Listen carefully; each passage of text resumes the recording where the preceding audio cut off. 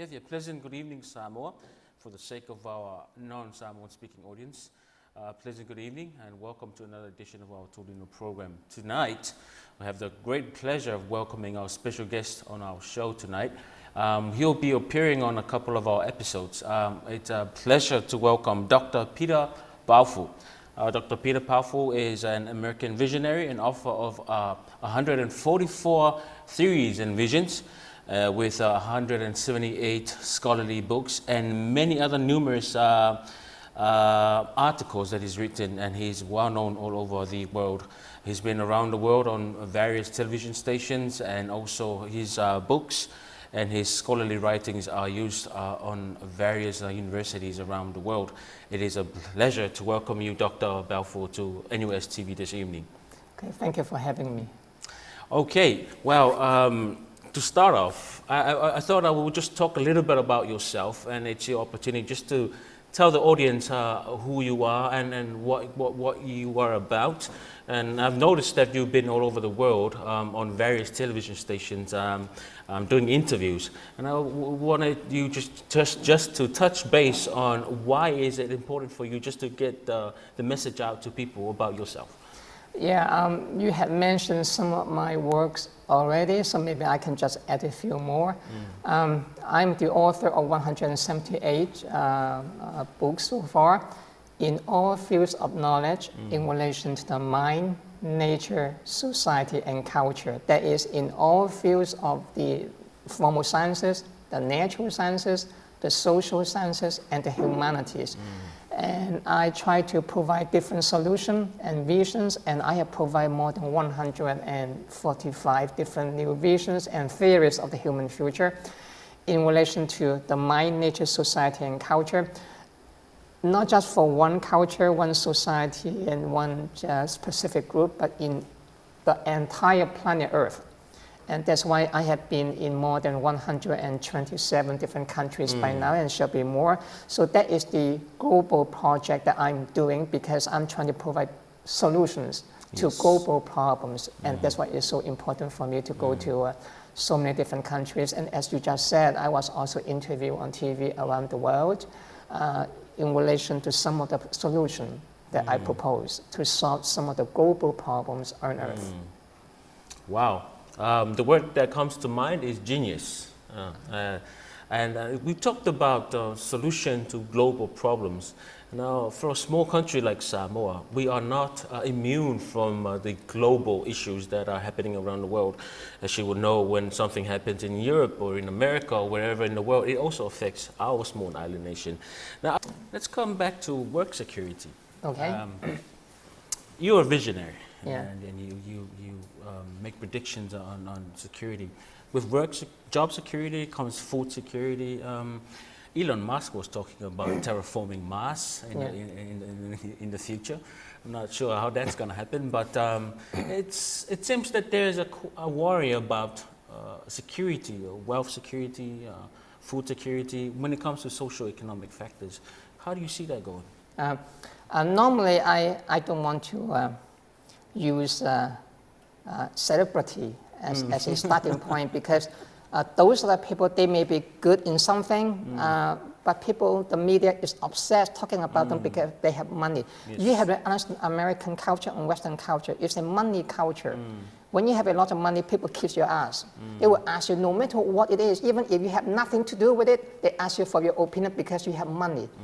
You kiss the ass of those who have money. Money is God. Okay, so as a visionary, as a scholar, I don't pay attention to this kind of people, whatever they say. I pay attention only if they say something which is in their expertise. Yes. If they want to talk about cars, rockets, now Musk, he knows a lot about it. I listen to him. But when you talk about this transgender or this kind of issue, I don't really care less. Okay, you're wasting your time.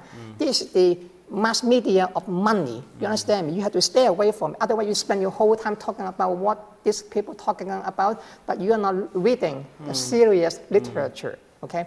Now, talk about the security. There are a lot of different securities: food security, transportation security, cultural security, law security, political security. I mean, you can list all these names until the end of the day. But if you can pick one just as the one that you mentioned, let's say food security, let's talk about Samoa again. I pick this example because we're in Samoa. Food security can be a major issue in the future because of the climate change. It's affecting the local region. Not just here, let's say you go to Vanuatu. I was in Vanuatu, I was also on TV, and I visited a farm. I spoke to the farmers, and I asked them, one of the questions I asked them is that how does that affect how you grow food here?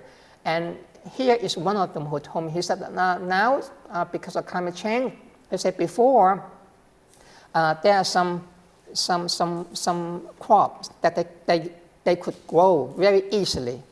It's hot, so each year they have a season for harvesting and all that. He said, but some of them now we cannot grow because it's getting too hot.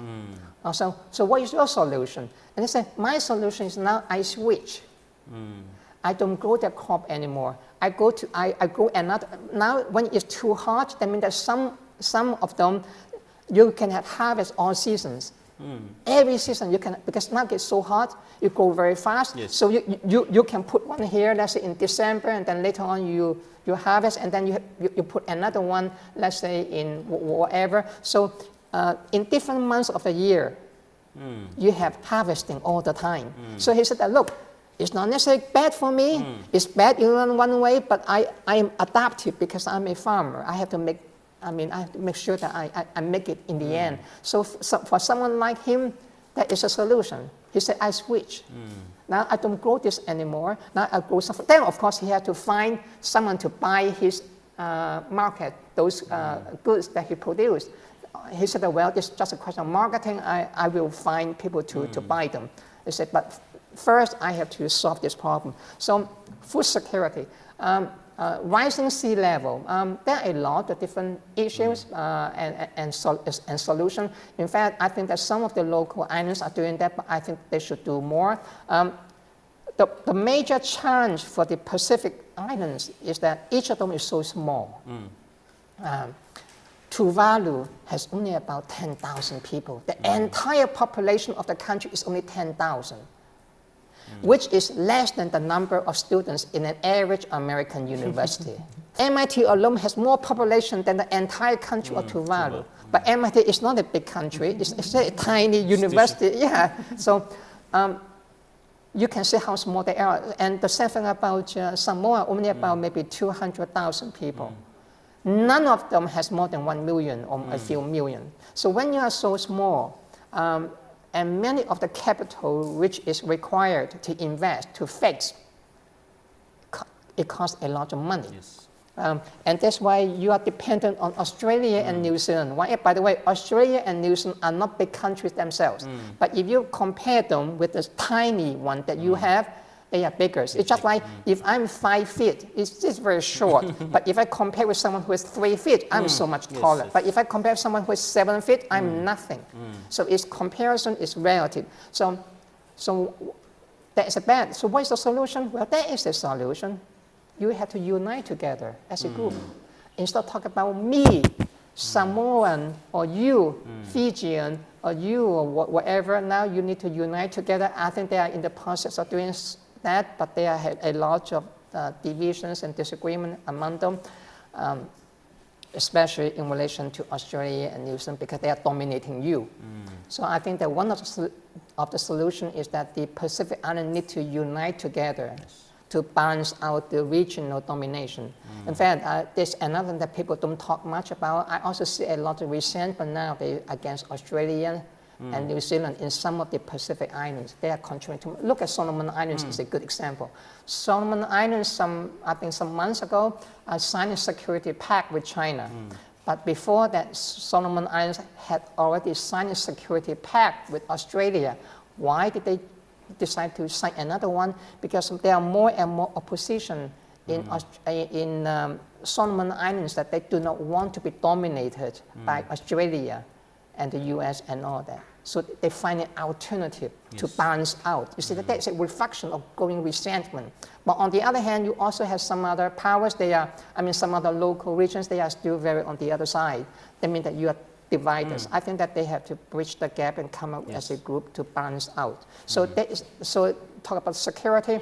This is not just food security, energy security, transportation security. There are many security over here that you need to talk about. Yes. You mentioned a collective approach for the region. Now, you're a global thinker, I'm sure. When we talk regionally, the Pacific region, as you know, for us here in the Pacific, it's very important to find common grounds. Dr. Peter Baofu, it's been a pleasure talking to you. Thank you very much for availing your time to spend with NUS TV. And I'm sure our audiences, as myself, have, you know, I've been intrigued, I've been educated, I've been enlightened, and I'm sure that our audience have felt the same. Thank you very much for being part of this discussion. And with that, ladies and gentlemen, brings us to the end of our program.